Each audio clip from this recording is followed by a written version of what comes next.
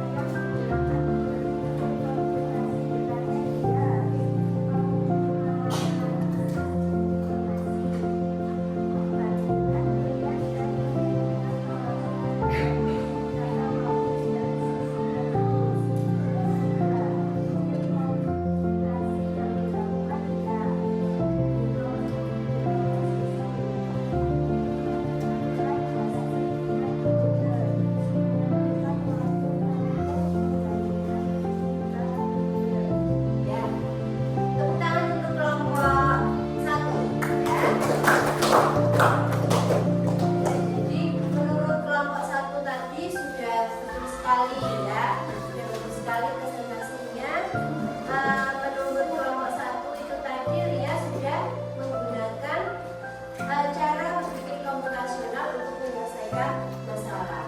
Oke. Dengan cara apa tadi? Dengan kelompok visi, yaitu memecahkan masalah besar menjadi masalah yang lebih kecil. Tentang untuk kelompok 1. Selanjutnya kelompok 4. Kami dari kelompok 4 akan mendiskusikan diskusi kelompok kami. Ayat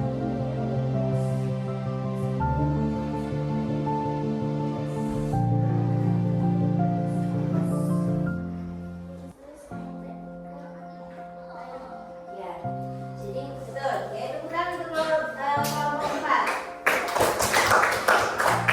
Untuk labirin coding ini ya, kelompok 4 tadi menggunakan jalur yang terdekat, ya. Jadi jalurnya itu tidak hanya satu jalur. Oke, bisa lewat jalur yang di sini, tapi nanti akan muter-muter, ya, akan muter-muter. Kelompok 4 tadi sudah ke jalur yang paling terdekat. Oke, jadi anak-anak kita berikan tepuk tangan untuk kita semua. Jadi sebelum kita lanjut ke evaluasi mandiri, kita SPG terlebih dahulu, ya, kita lebih semangat lagi. Tepuk 7 kebiasaan anak Indonesia hebat. Pandai beribadah olahraga. Aku adalah anak Indonesia hebat. Tepuk tangan. Jadi kita lanjut ke evaluasi, ya. Boy akan bagikan soalnya. Untuk soalnya ini nanti adalah dikerjakan secara mandiri. Sampai di sini ada pertanyaan? Gimana? Sudah selesai anak-anak?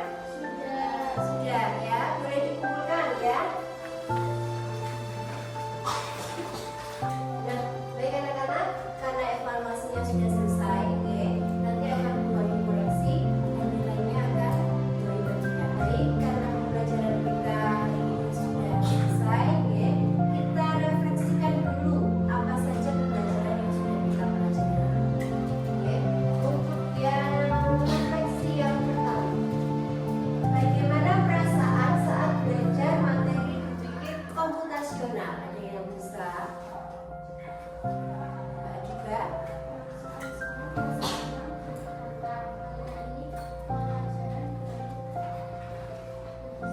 Ya. Mbak juga merasa senang dan tertantang karena materi berpikir komputasional ini merupakan materi yang baru untuk kalian. Oke? Ada yang lain? Semua merasa